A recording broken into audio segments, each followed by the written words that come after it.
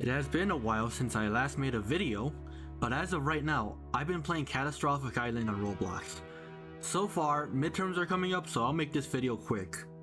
I'll be showcasing the retro step scythe. Here's me crafting it after a whole day, and thanks to the help of a friend at the very end, I managed to get enough orbs from Xerophonics to finally craft the retro step scythe. Thanks Phantom Ride for helping me out for the last bit. Alright, let's get to the video. I will be showcasing the retro step scythe skills against basically final boss of the game and actual hardest boss in the game right now, Retris.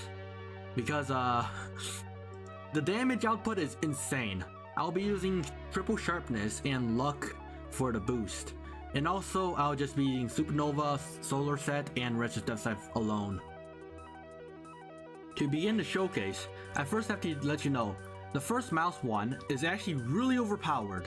As you can see, it summons a pillar after the orbs hit, and it has a basically really fast mouse 1 rate and attack rate for the left mouse click. However, the E skill is different, however, because the E skill lets you basically, it's a movement skill that shoots lasers at your enemies, which I'll show right now. The E skill, however, is a skill that lets you shoot lasers at the enemies, just like this. It's really hard to move around with it, but it's auto aiming, so you don't have to worry about aiming. The damage itself is actually insane.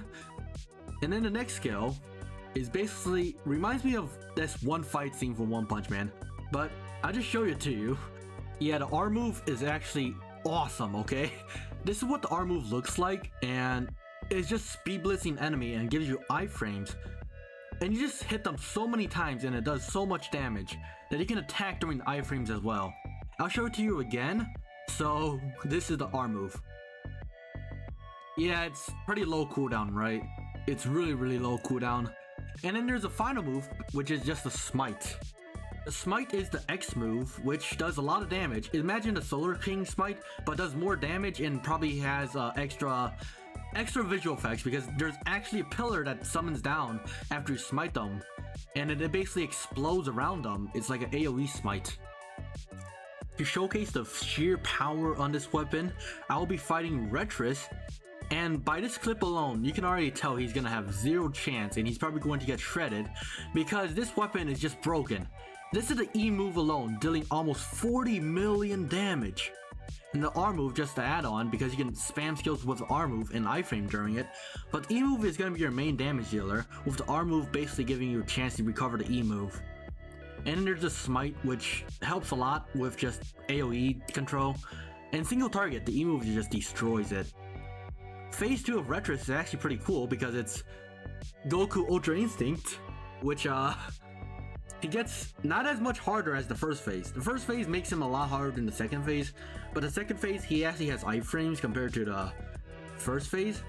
The issue is first phase he heals a lot, so it's up to you to decide which phase is harder.